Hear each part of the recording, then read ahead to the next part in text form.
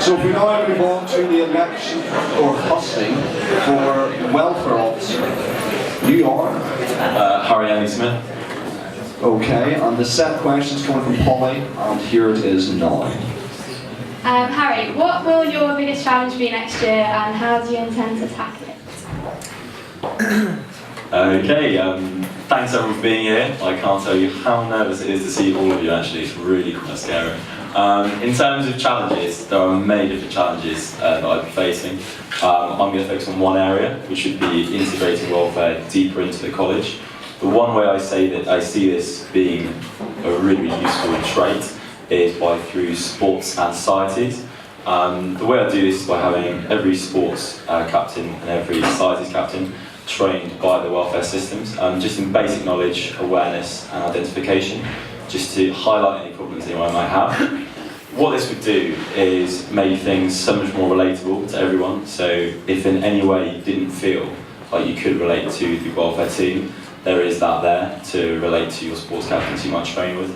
As well as this, with freshers coming in, they'd see a system which is in place, supportive and welcoming for absolutely everyone, knowing that if they have any issues, everything's there at their doorstep to have it solved.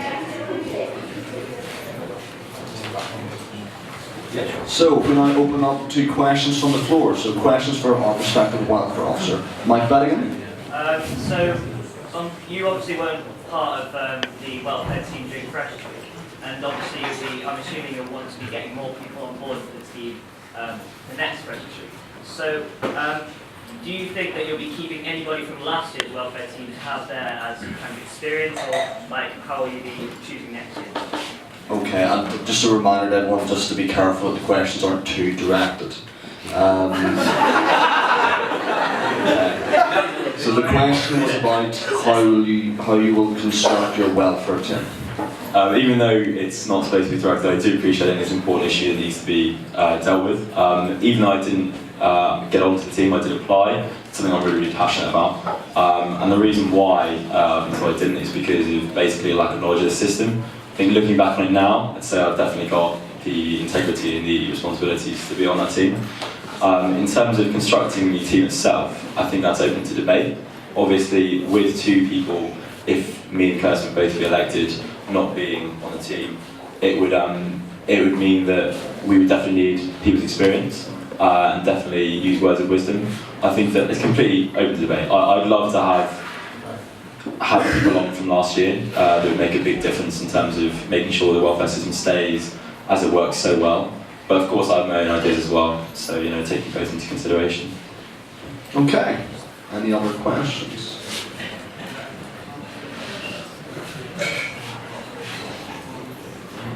Hello. Alright, taking into account the culture we have in the castle, how those similarities, for example, how would you ensure that you're accessible to every single member of the JCR, whether that be... You are now running on reserve battery power. I thought it was quite close to full, but fair enough.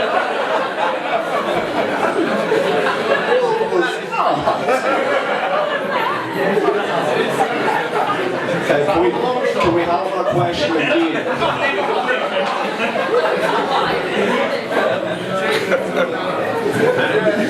If we could just have that quiet, guys, so we can hear us. Taking into account the culture of the castle, how would you make sure that you're accessible to every single member of the JCR, whether that be bigger characters or quieter characters?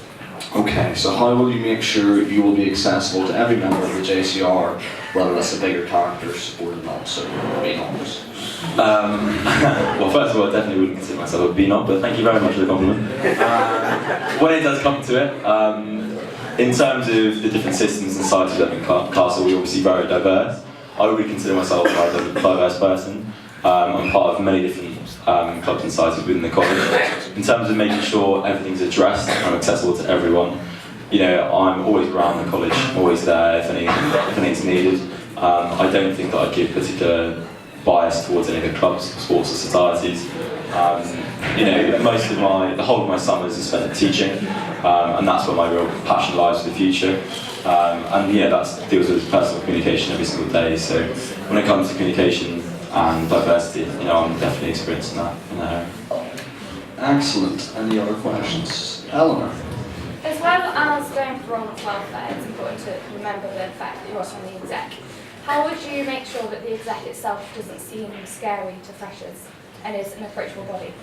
As well as the role of welfare, you're also going to be an executive officer. How do you make sure that the executive is approachable to freshers? I think the main way this can be done is in terms of relatability. I think that if the exec is seen to be some power force on some kind of ivory tower, you know, it means that nobody's going to go talk to them. I think that if it's seen, like myself for instance, you know, I make lots of mistakes all the time. You know, probably grow out too much for us all. But you know, it does mean that we're relatable. And I think that if that is the case, then people will feel more comfortable talking to us.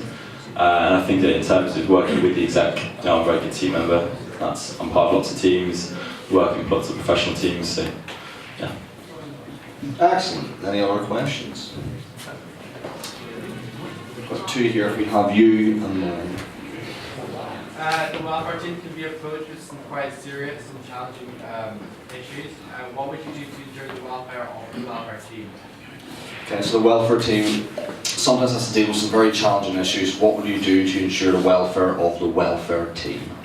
Okay, so really important issue actually. I think that for the first point in this, the best way of making sure people can deal with this is by their training. Because if you don't feel like you've been trained well enough, you don't feel like you've got the experience, then that can really undermine you. So first of all, making sure that every welfare officer has got assistant welfare officer has got the appropriate training to deal with the problems. When it comes to them personally, I think that I'm quite an easy person to talk to, so if any problem does arise, I'm always there. As well as that, I'd like to think that we can all go to the college and further, you know, even the assistant welfare officers, you know, we're people ourselves, so we do have problems.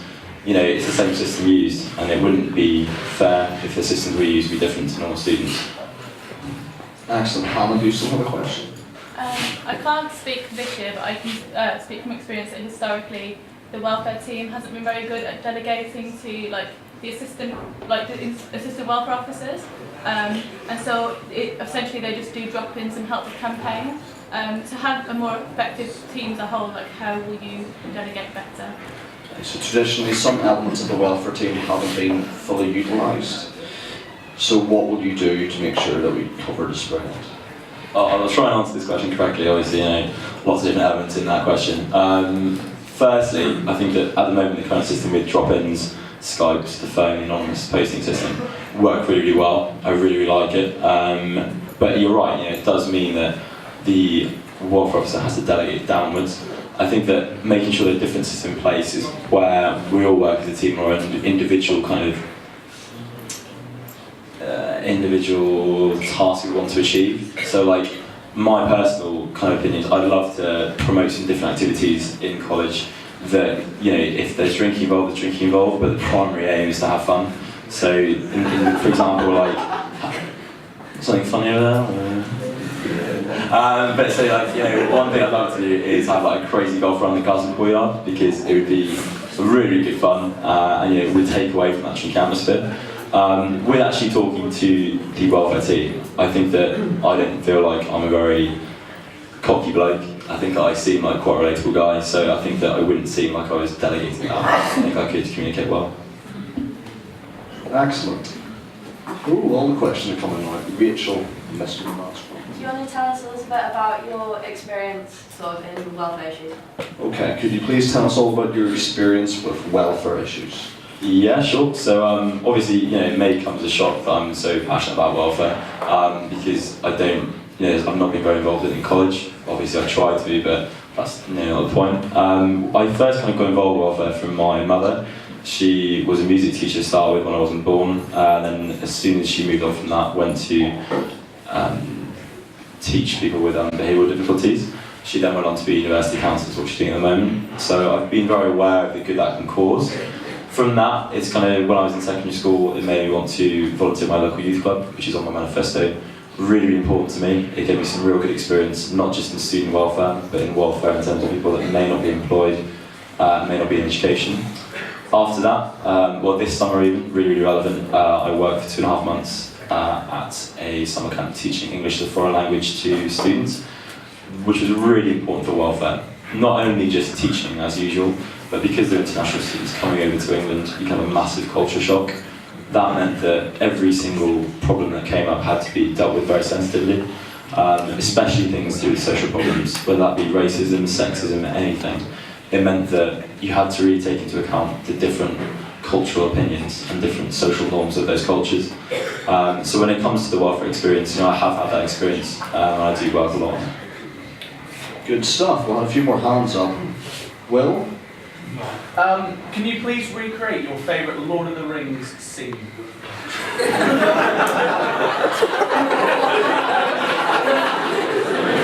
Okay. I'm sure there's a deep meaning in there somewhere, but can you please recreate your favourite Lord of the Rings scene? What even is that, Will? I mean, I racked my brains the whole of today trying to think of different questions that would come up. Needless to say, that was not one of them. I will try. I've not got many props, let alone a sword, so I will go for a very... I'll go for the scene where Gandalf falls down into the cavern. So I will... it's hard, I haven't got a cabin, but what I'll do is I'll turn my chair around and please imagine I'm on the side of a cliff. That'd be great.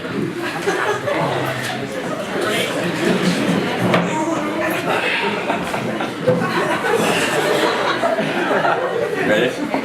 Fly!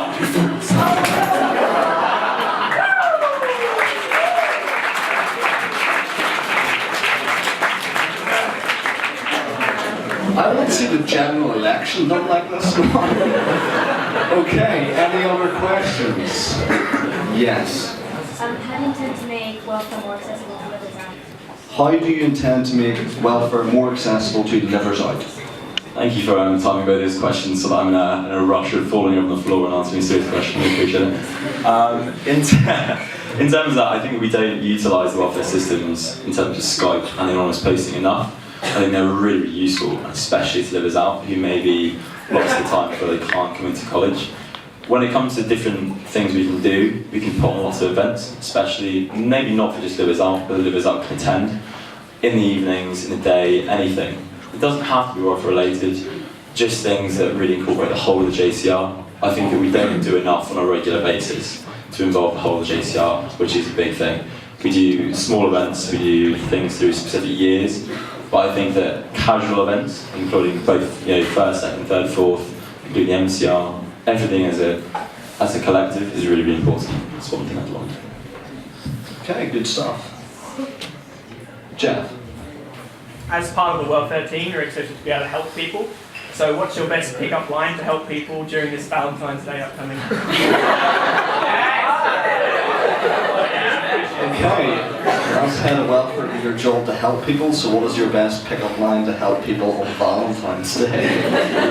See, this is absolutely impossible, because I don't know if you're asking me, as a welfare officer, how would I help people on Valentine's Day, or would I try and pick people up on Valentine's Day? I'm very... What would you rather me as a professional helping people on Valentine's Day? As yourself. Myself. That's not directed at me anyway, is it, Jeff? Thank you so much. Okay. Okay. Well, one terrible line I've used in the past. I mean, it's been directed at me. I might as well use it. Is include. Wasn't even on the dance floor actually. It was a girl from Hatfield. And I said it's a tradition in very true. I said it's a tradition in Castle to kiss your neighbours. Yes, I did use that, and yes, it did work, which is absolutely terrible. But that is my pick-up line. Yeah. That's nice. Terrible. Okay, any other questions?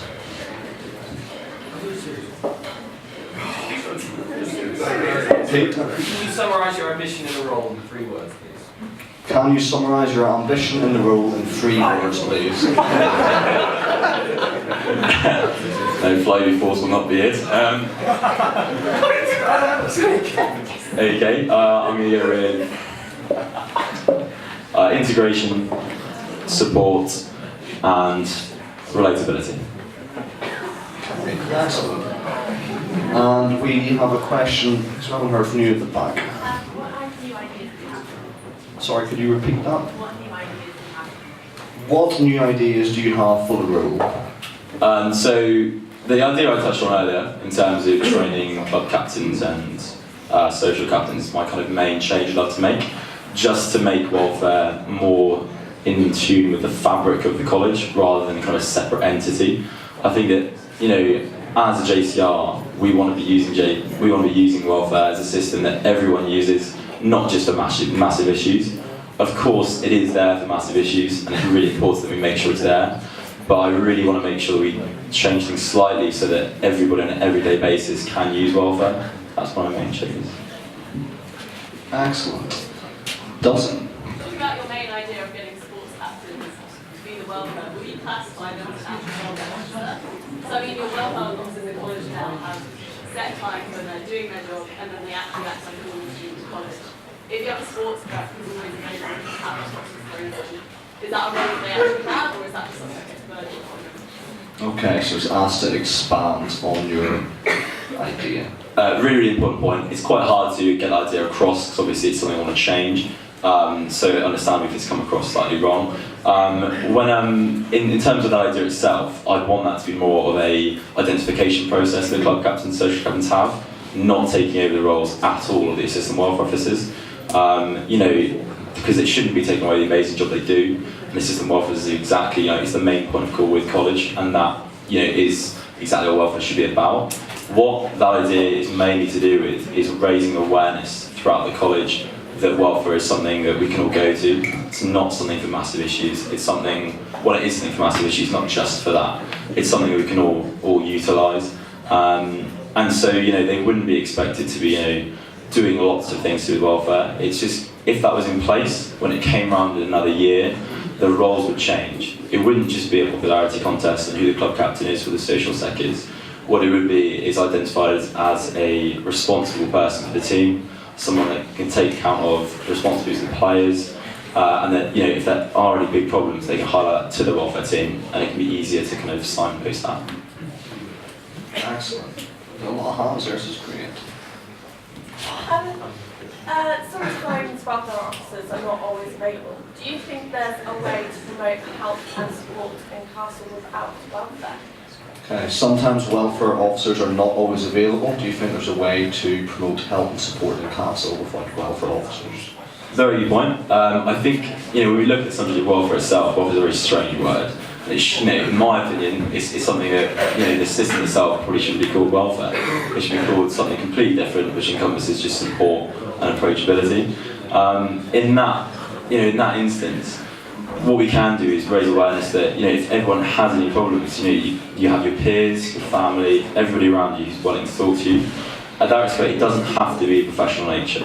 When you do want it to be professional nature, you can use, you know, obviously the welfare system at the moment has got lots of different areas you can go to in terms of just, you know, drop-ins.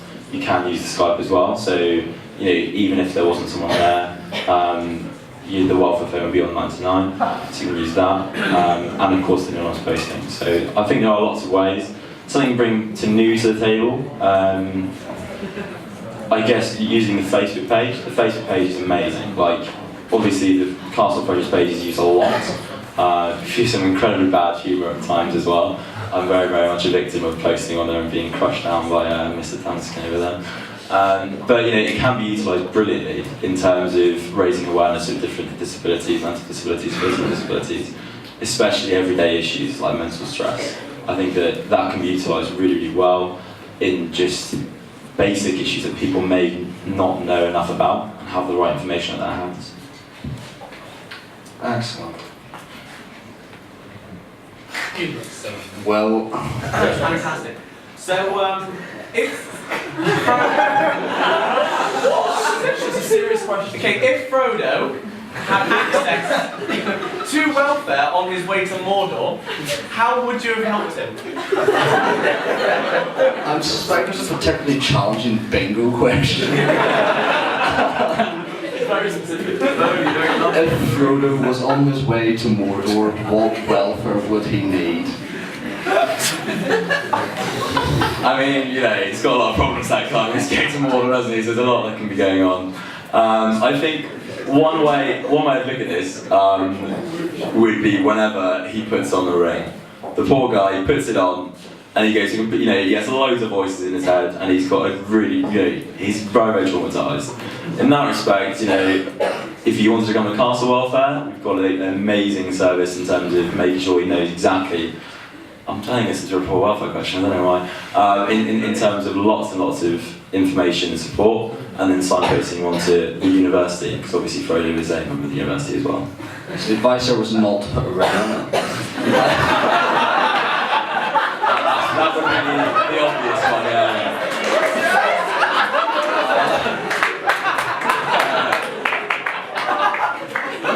Mike Bergen.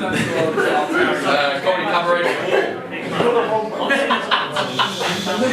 Societies, that means there's a lot of captains and there's even more socials. So how do you think it's logistically possible to train them like to a standard welfare that's like acceptable and like, you know? Again, expanding on your idea, there's a lot of teams and a lot of people involved in your potential idea. Can you explain the logistics of that? Yes, I can. Again, sorry, I know this idea is quite different to how welfare is at the moment. I think that the way, you know, the way I've kind of planned this working, if I were to be elected, would be not to have every individual trained in terms of welfare, but to have, you know, welfare institutions such as Nightline come in and do a short 2-hour kind of presentation almost, give basic information about welfare services, about knowledge, about active listening, about how to pick up problems and to deal with certain problems, and above all, confidentiality. Because, you know, if you know, in any way responsibility is passed down to sports captains, you know, it shouldn't be in terms of replacing officers, like I said earlier, but you know, those things have to be known. So logistically, that would be the best way of doing it, and I think that it kind of highlights that the whole welfare system around college is student run. It's not professional, and I think that, you know, we have to focus more on awareness and more of identification and information rather than on a student basis in the college trying to solve issues, because, you know, the system at the moment works so well in terms of a two-part system, in terms of going, if we want to the college, and then signposting people to the university. If you have a deeper problem, you know, you can't be expected every member of the assessment welfare team to know exactly what is part of that problem, the depth that might be included in that, and how to deal with it, because we're students, everyone's a student here. So I think, you know, being able to signpost through those two systems towards the university is really important. Excellent stuff. If we can have some questions, perhaps not on the same theme. Alright. In the past, welfare has tended to be more reactive than proactive. Obviously, campaigns tend to be proactive, but they're handed down straight from the university, so there's not actually a great deal of kind of personal interaction involved. Do you think that a welfare system should go to people or have people come to it? Okay, so in the past, welfare has been seen to be reactive rather than proactive. So how do you create a welfare system that will go to people? I think that using both is very important. I think going either direction would be a mistake. I think that one thing that's done really, really well was going around to freshers' doors, 50 doors each per welfare officer, and introducing them and telling them what the welfare system's about. I think that's a really, really good idea in terms of going to people. I think that we have to make sure that welfare is tailored around the individual. And I think in that respect, if we start going to people, that may not then suit that individual. I think that on the whole, it's better to have the welfare team there for problems and there if you need us. I think that going out of our way to go to people can be quite invasive in many respects. So I think on the whole, in terms of different, you know, welfare should be used to make sure people are supported and welcomed, rather than going into people's problems and asking if they have a problem. That's my opinion. Okay, so if we have one last question, please. Nick. So welfare provides a confidential service. How do you recognise when it gets past that point and you need to take it further? Welfare is a confidential service. How do you recognise when it gets past that point and you need to take it further? That's a really, really important question actually, because when it comes down to welfare, you're blending the professional with student run, and it's very hard to create that line. when it comes to professional level, if confidentiality is breached at all, that is the line, and it's passed. With student, it is a lot more difficult. I think you've got to look at if that confidentiality is breached at all, it's not acceptable by whoever is accountable. It shouldn't be acceptable, and I would make sure that's not. And the appropriate punishment should be given to that. I think in terms of showing and like actually identifying when that is, we should be going out of our way to find. If we hear things on the grapevine, we don't want that to be happening. We don't want things to be passed around, rumours around people, because that's exactly what the welfare team and the welfare system shouldn't be. So, yeah. Excellent stuff. So if you'd like to say your name again. Harry Henley-Smith. Excellent. And if we get a round of applause for the crowd.